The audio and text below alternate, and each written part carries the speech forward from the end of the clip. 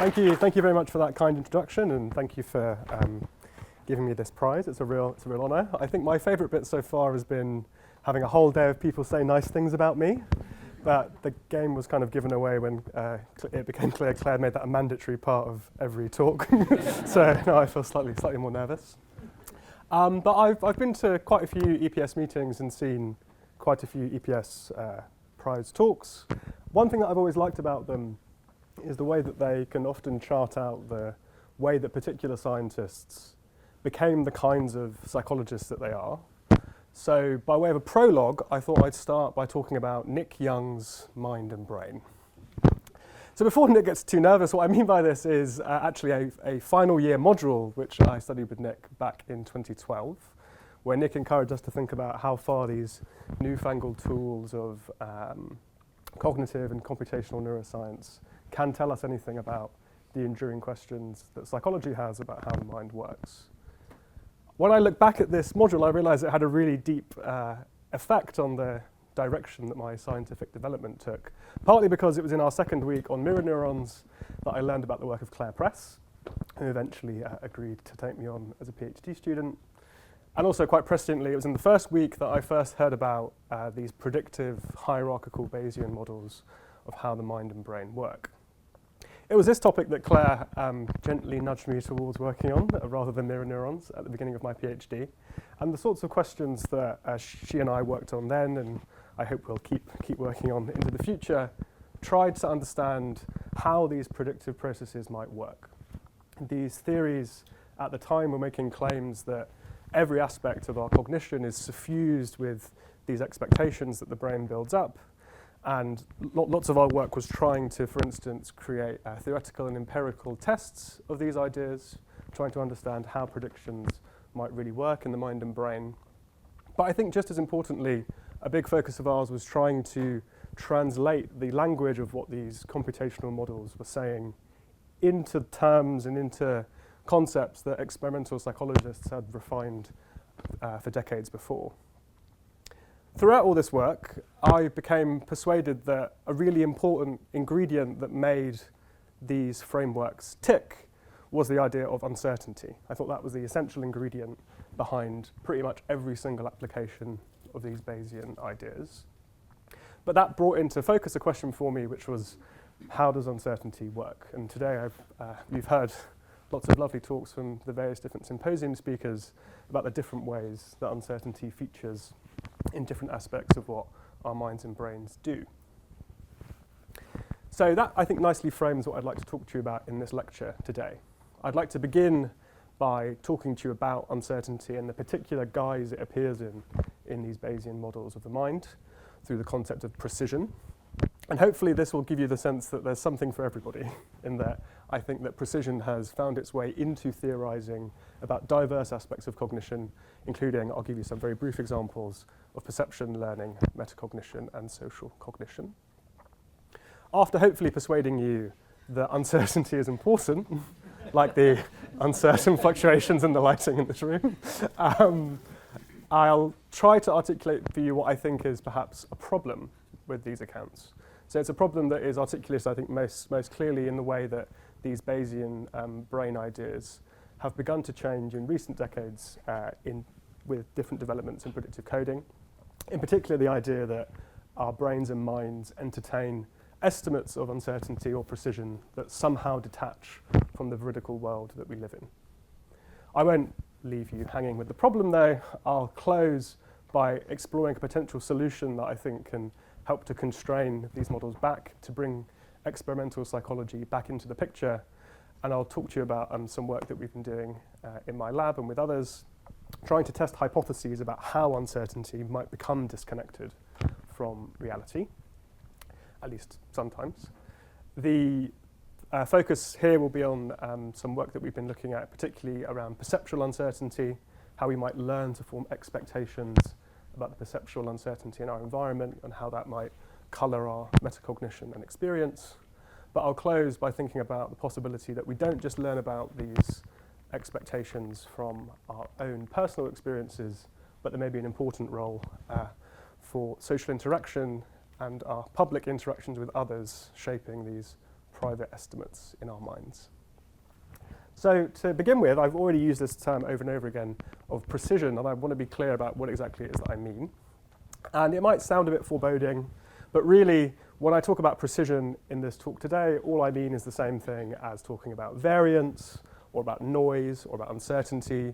You could imagine if you have a kind of population, it could be a population of neurons in your head, the activation patterns could differ in how crisp and how sharp they are, depending on how much agreement there is among the different units. And we can just say that a population that has a sharper distribution has lower variance, has higher precision, has more certainty. Now, this kind of mathematical way of thinking about uncertainty has been really important in Bayesian models of the mind because it is an essential part of what's called precision-weighted inference.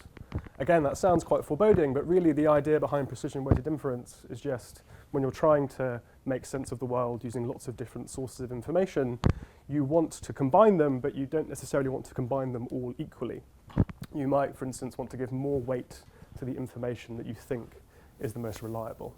So what I've drawn here is in fact a precision-weighted inference. If you have these two distributions, the blue and the red, the optimal combination, Bayesian will tell you, is this pink one in the middle, and it much more closely resembles what the blue estimate said in the first instance because the blue one was more reliable or more precise. Now, if you've encountered this idea in any area of psychology, you've probably encountered it in the context of multisensory integration. So this is the idea that when you're trying to form a coherent picture of the world around you, you do that by combining the different signals arriving at the different senses. So if I want to know how large an object is, I can use both how large it appears to me through vision, but I can also use the size of the object that I feel in my hands. What people doing this kind of research have found is that if you get people to make judgments about these multisensory mixtures, vision will tend to dominate over touch, which makes sense from this Bayesian point of view because vision will tend to give you more reliable information about these spatial features. But elegant work from people like Ernst and Bank showed that it wasn't just the case that this was a kind of hardwired feature of how our perceptual systems worked, but that we're in the business of dynamically tracking the uncertainty and the precision in different channels to make these kinds of mixtures make sense.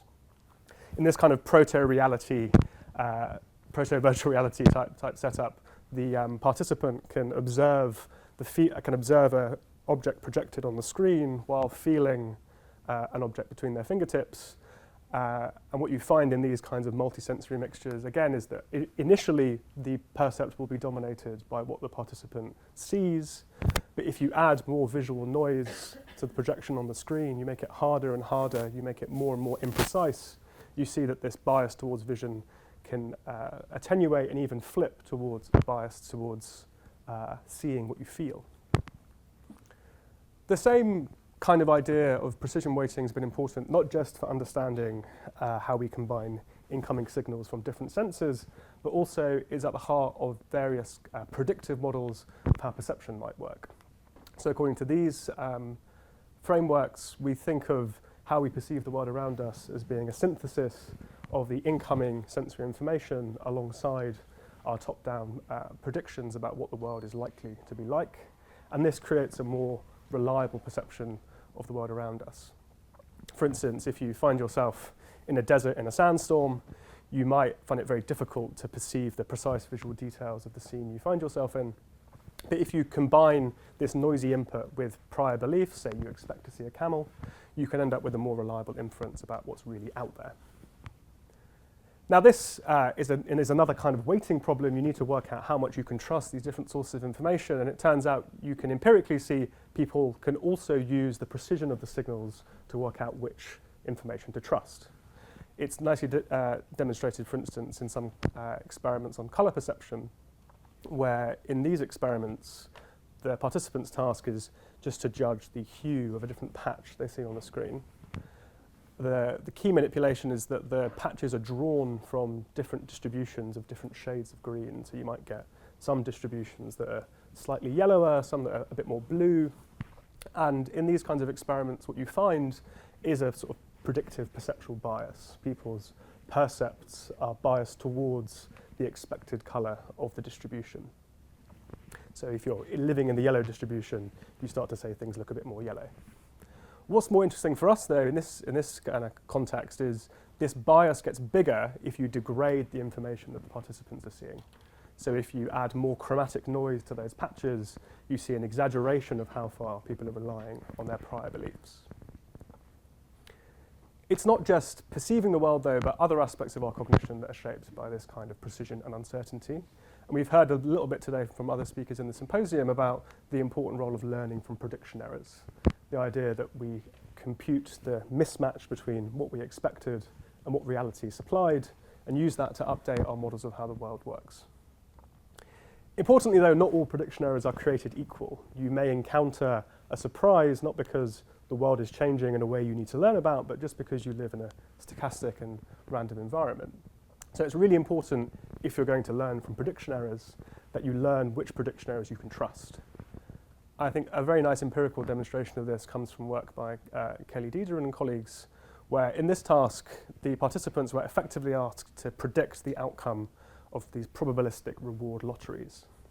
They played the game with lots of different lotteries, but the lotteries, while all giving the same average payout, differed in the variability and uncertainty of the payouts they could give. What this means is that you can experience discrepant outcomes against a background of different levels of uncertainty or imprecision. And this affects, in these tasks, how the participant behaves, but I think maybe even more interestingly, it seems to change the way that the neural signatures of reward prediction error are calculated, such that if you're seeing the same outcome from a more precise lottery, you end up with an exaggerated reward prediction error, one that you can trust more given the precision of the world that you find yourself in. More recently, and in more recent years, the idea of precision and of monitoring precision has become something that's featured in thinking about cognitive domains beyond these sort of lower level domains of perception and learning, and featured in particular in ways that people have thought about the subjective experience of confidence. So one way that you can apply these ideas in models of metacognition is to think that our subjective feelings of confidence arise from the brain's ability to track the precision in its own neural circuits. In this way of thinking, my sense of, say, confidence about what I'm seeing might reflect my ability to track the noise or imprecision in my own visual brain. This has been quite nicely shown in some recent work by Laura Gertz and colleagues, where they use a very elegant neuroimaging decoding technique to quantify the objective uncertainty in visual brain areas. So you might show a participant a tilted striped pattern like this one, and then from the early visual brain activity decode what you think the participant's looking at. You get a guess from the decoder, but more importantly for us, you also get some uncertainty around that guess, the sort of standard deviation in the model. We can think that's the objective uncertainty that the brain has, even if you don't ask somebody. And it turns out that that objective uncertainty in the visual brain very nicely correlates with the subjective confidence that the participants have. So when they are experiencing noisier patterns in the visual cortex, their confidence about the visual decisions they're making begins to decline. As we heard about, for instance, in some elements of Nick's talk earlier today, tracking precision in this way doesn't just allow us to represent uncertainty to ourselves, but also means that we can communicate and share that uncertainty with other people. For instance, in some very nice work that was led by Bahadur Barami, you can see that when people make perceptual decisions together and are able to share their confidence about what they're seeing, these decisions are better together than even the best decisions made by the most sensitive perceiver. A sort of genuine two heads are better than one effect. This, in some ways, can be thought of as a sort of precision weighting, much like what's happening in multisensory integration, except rather than weighting information across two senses in one individual, you're actually combining sensory information across two minds using confidence as the currency for the combination. Hopefully, I think that gives you a sense that precision really is wheedling its way into ways of thinking across different aspects of cognitive science, and I think that it will continue to have a role in shaping how people think. But now, though, I'd like to turn a bit more to this thorny problem in the middle. So in its most recent iterations, the kind of Bayesian brain ideas that most people will be familiar with now come in the form of these predictive coding architectures. So if you're, you may be familiar with this, but if you're not, the basic idea is that the brain is, or the cortex of the brain, is a site of constant two-way traffic between incoming information that ascends the neural hierarchy in the form of prediction error signals, alongside a descending path that conveys top-down predictions, where higher levels are trying to predict the activity in lower levels. In these kinds of models, all aspects of perception and action and cognition are thought to arise as these two streams of information are resolved. Now, that's a picture from 2008, but in more recent years, these models have been developed to include explicit representations of precision and uncertainty. So, for instance, now these additional blue triangles, for instance, are hypothetical neurons that encode not the content that you're receiving from the world, but your expectations about the reliability or precision of that content. Now, I think this is the key move in these theories lately, because it allows the brain to entertain fictitious estimates of uncertainty and precision that don't necessarily have to coincide with what the units themselves are telling you. This has been particularly influential way of thinking when we think about how we can explain atypical cognition or psychiatric illness, which we heard about today both from Phil and briefly from Becky. So, for instance, one of the very influential accounts that relies on these kinds of false beliefs about precision is the kind of strong prior account of hallucinations. In these kinds of theories, what you see is the idea that we rely more heavily on our predictions because we have unrealistic beliefs about how reliable they are. And this means that as we try to create these perceptual inferences, we rely too heavily on priors that may not, in fact, coincide with reality. In this way of thinking, for example, you may have a very strong expectation to encounter a camel. You have high precision assigned to that belief, but it's not present. And so when you combine those two things together, you end up with an inference that something was present even though truly it wasn't.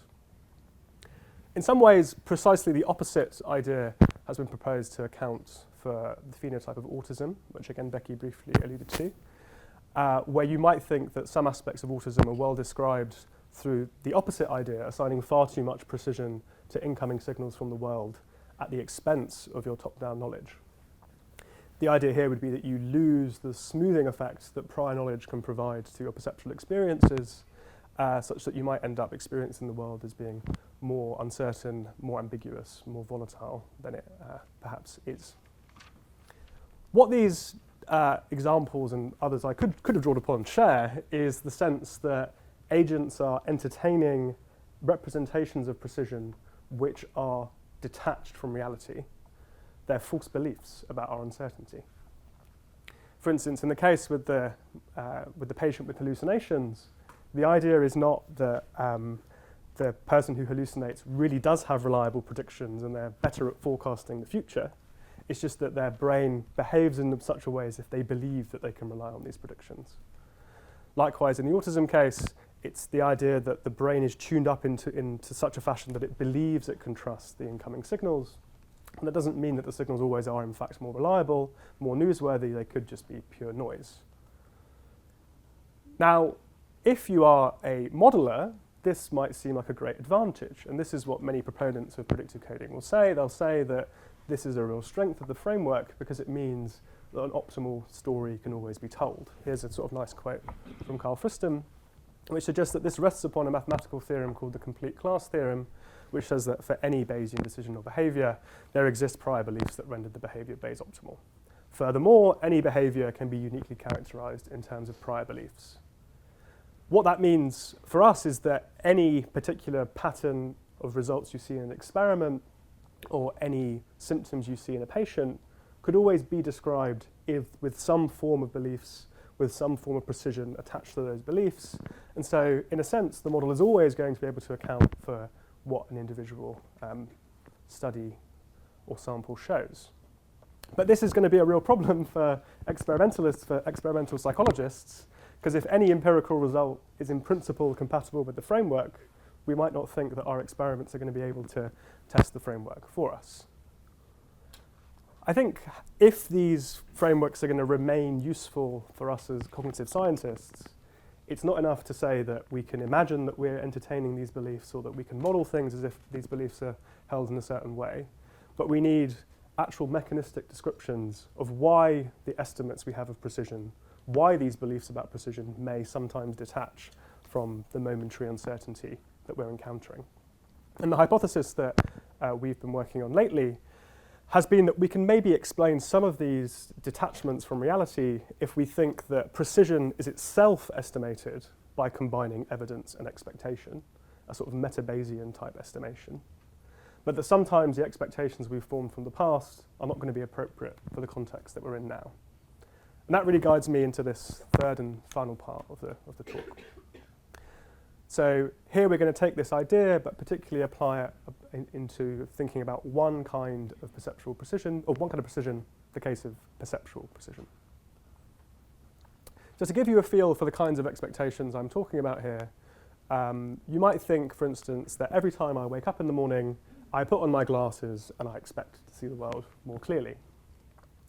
Generally speaking, this is a perfectly reasonable expectation to have formed, given the way that my past experiences have unfolded, and it could be a useful piece of information that my brain uses to try and estimate how uncertain my perceptual experiences are likely to be. But just because it's a reasonable expectation to hold doesn't mean that it follows that it's always going to be true. For instance, you could imagine a situation where I've taken my glasses to the opticians and they've given me a new prescription, but there's been a mix-up, and so I wake up in the morning putting my glasses on expecting to see clearly, but in fact I'm just as blind as I was before. If we're using these kinds of expectations to estimate how much we can trust our senses, we might expect to find that as we infer how much we can trust what we're seeing, our estimates are biased towards those prior beliefs. So if I am expecting to see more clearly, even though I'm relatively blurry-eyed, I might still have the inference and even the experience that I can see more clearly than I can. This idea framed a really nice line of experiments done by my first PhD student, Helen Olawale-Scott, though I should probably say she's no longer a PhD student, given that she submitted her thesis yesterday, and so she'll shortly emerge from her cocoon as the lab's first research fellow. But Helen created a deceptively simple, but I think very nice, perceptual decision-making task where she had participants look at clouds of moving dots, much like the ones you've seen in other talks today, and make a very simple decision about whether those dots move mostly to the left or to the right, while also giving us a confidence rating about what they were seeing, whether they were confident they saw it move left or right, or they felt as though they were guessing. Now, the reason we like these dot motion stimuli is because we can very finely control the precision of the information participants receive by manipulating how many of the dots move in a certain direction. And the key manipulation in Helen's study was she conditioned people to expect different kinds of perceptual uncertainty based on different colors.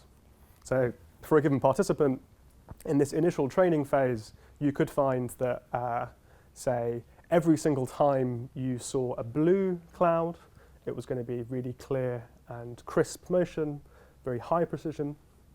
Or you could find every time that the stimulus was green, it appeared more ambiguously with lower clarity, with lower precision.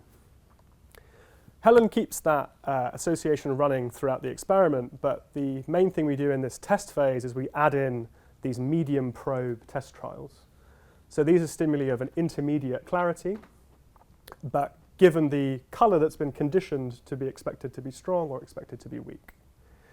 And in what I'm going to show you here, I'm just focusing on the analyses of these middle trials, these trials where the incoming information is completely identical, so any changes we see must be due to the expectations that the participants hold.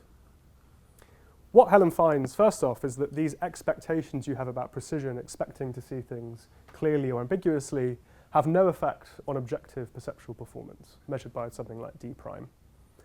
So people aren't any better or worse at telling us whether the clouds moved left or right when they're expecting it to be strong or weak, which in many ways makes perfect sense because the objective evidence their eyes are receiving is completely the same. What's more intriguing, though, is that there are differences in the confidence that the participants feel. So even though there's no difference in how they're objectively behaving, we can see that participants tell us they're more confident in what they're seeing, when they're expecting the sensory world to be clearer. Helen can nicely replicate that in another study dealing with a couple of confounds, but she moved on in a third experiment to think more directly about whether these changes were changes in the clarity that participants were experiencing, whether it was something about the subjective precision of the stimulus. Here she moved away from asking them about confidence, but instead, on these medium probe trials, asked people to rate the clarity of the motion cloud on a sliding scale from completely random to completely clear. As you might expect, what Helen finds is that though there's really substantial variability in how this scale is used across subjects, there's a really consistent difference in how people tell us these stimuli appear, such that they say exactly the same stimulus looks clearer if they're expecting it to be clearer. Now, all of this is kind of consistent with this sort of intuitive picture I drew for you here, where we might think that we're inferring our perceptual precision by combining our expectations with reality. But to make that idea a little bit more concrete, Helen also constructed a sort of computational model of what we think is happening in that experiment. So the essence of this model is just that on each trial, participants have to make a rating of how clear that stimulus looked, but that is itself a product of prior expectations and incoming signals. Though it's written in a certain way here, this is mathematically completely the same as Rescorla-Wagner learning that you might see in animal cognition or some of the kinds of experiments that Hanneke was talking about today. The only difference is that the participants are not learning about rewards, they're learning about what kinds of perceptual precision they can expect in different settings and using that to create their subjective visibility representations. Helen finds that this kind of model can recapitulate the effects that we see at the group level, but also individual details of each participant's bias can also be connected to changes in the weight of the model, such that the participants who are really relying more on these prior expectations in the model are showing the largest changes in their subjective visibility ratings in the task. Most recently, Helen has taken exactly the same kind of idea, but adjusted the paradigm to make it friendly for MRI. So here, in work that's been in collaboration with Sam Gilbert, we have been looking at how the brain might represent this form of perceptual precision, but importantly, where these expectations might also be changing the underlying representations. So using pattern decoding techniques, Helen can find that there are various representations of sensory uncertainty, for instance, in early visual brain areas like area MT. But I think the most exciting result from this study is that Helen finds not only can you represent information about perceptual precision in relatively higher order brain areas like the insula, but also that this is where we see the modulation by expectation. In particular, what it looks like is that the insula contains particular representations of unexpected clarity when a stimulus is surprisingly clear or surprisingly ambiguous.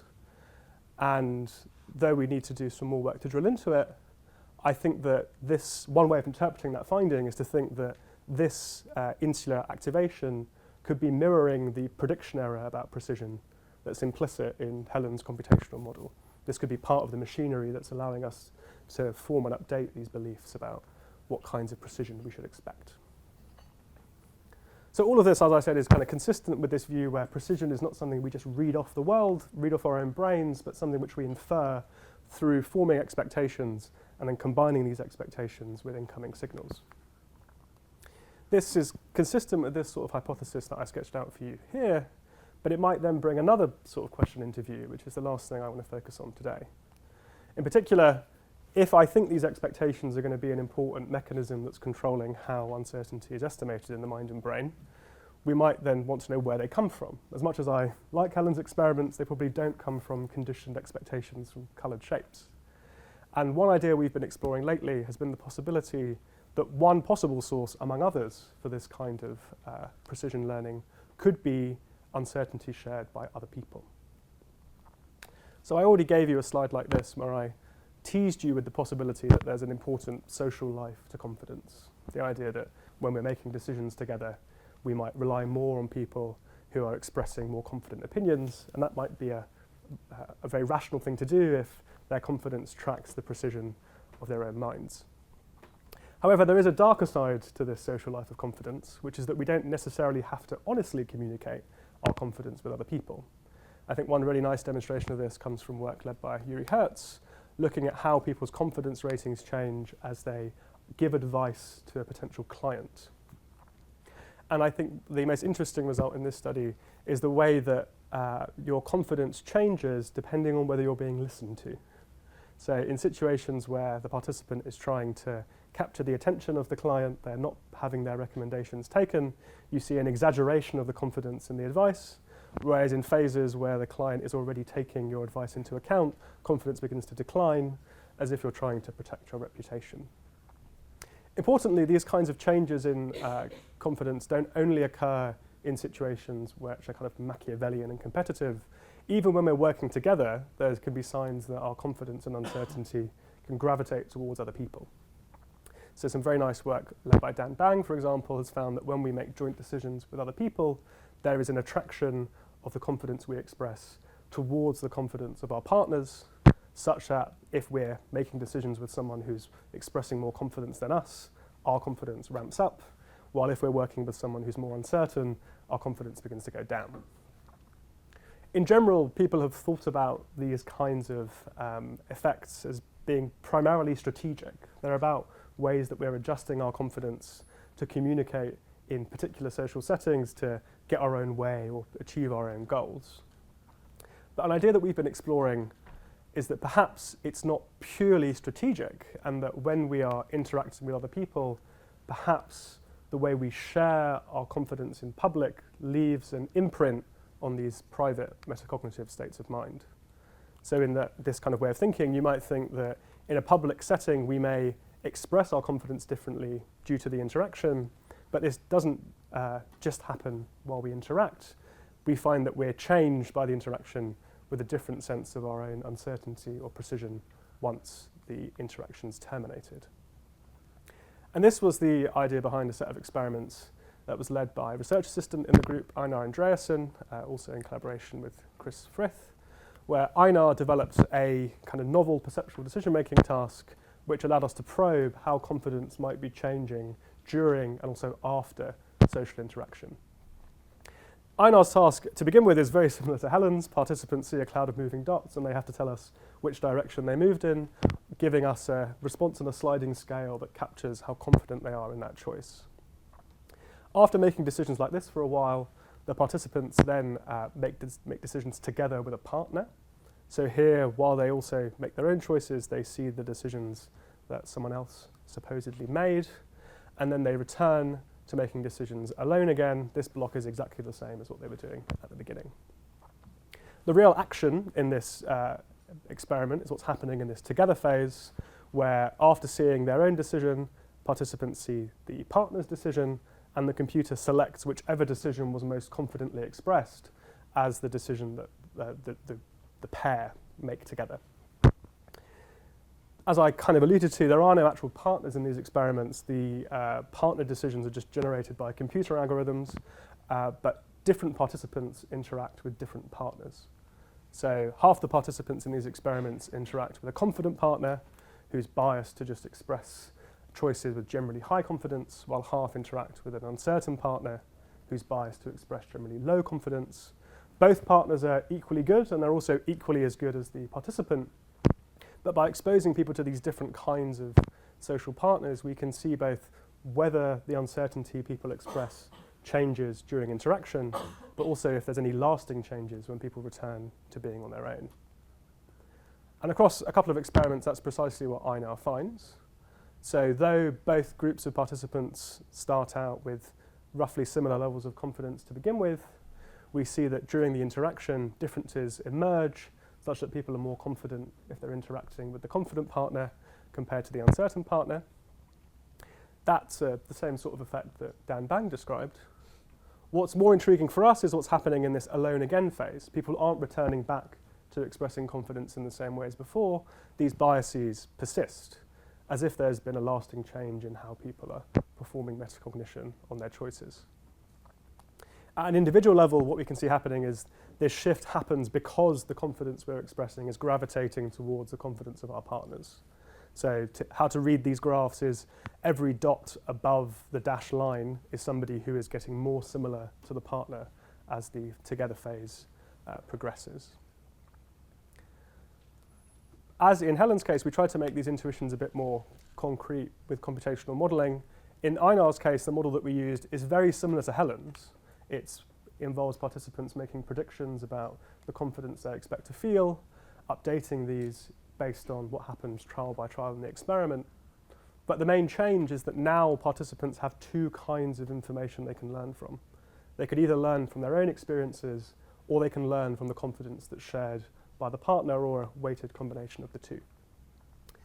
What we can see is that this kind of model, which again is just implementing a kind of Rescorla-Wagner learning, can capture both what's happening at the group level. It can reproduce those group level differences, but also does a very good job of capturing both the individual average confidence each participant expresses throughout the task, but also predicts the extent to which certain participants will gravitate towards the partner during interaction. So this, then, I think is consistent with at least the possibility of this picture, which is that though we may have thought of these kinds of social influences on confidence as being primarily strategic, in fact, it may be that our public interactions with others leave a lasting impression on these private metacognitive states of mind. Which really brings me to my conclusions. So I hope that I've persuaded you that the idea of precision and uncertainty has been important for constructing theories across the whole gamut of cognitive science. I've given you examples from perception, learning, metacognition, and social interaction. A big change in the recent way that these Bayesian models have been used has been to incorporate these elements that involve false beliefs about precision, where our estimates of uncertainty detach from the objective reality the mind and brain finds itself in right now. This gives you enormous flexibility as a modeler, but it can potentially be a vice rather than a virtue if we want to pin down how these models work in ways that make them amenable to experimental psychological tests. I've tried to persuade you too that if we're going to keep using these frameworks, and we've seen today in various symposium talks that the frameworks have a lot of fertility and vitality in them, but I think if we're going to keep having these models remain useful for us in understanding how the mind works, we need hypotheses about how these precision estimates are formed and how they can be formed in ways that detach from reality. I've shown you in one domain how this might happen with expectations altering perceptual precision estimates, both in cognition, in confidence, awareness, and perhaps even the brain. And I've given you a sense that perhaps when we form these expectations, we're not relying solely on our current and past experiences as an individual, but perhaps sharing uncertainty with others allows us to tune up our own precision estimates in our own minds too. Now, I told you at the beginning that all of these different areas were relevant for precision, and you might think I've only really spoken about metacognition, which is fair. But if you really want to know what I think about all these other areas and more, you can shortly read my book, which will be published in June. If you're very keen, you can pre-order it. It has cameos from lots of people who've appeared in the symposiums and in EPS meetings in the past. So if you really want to know what I think about your research, you'll have to get your own copy. But with my duty to my publisher discharged, all that's left now is for me to say thank you. Thanks, first of all, to current and past members of the lab at Birkbeck. In particular, today you've heard about work from Helen and Einar, who are both here, if you want to congratulate them on their great work. But thanks also to a large group of collaborators, mentors, and friends who have helped me with this work and much else over the years, and I definitely wouldn't be here today without them. Thanks also to the people who funded and supported this work. In particular, thanks to the Institute for Advanced Study in Paris, who hosted me while I developed some of the ideas that I spoke to you about in this lecture today. Otherwise, thank you for your attention.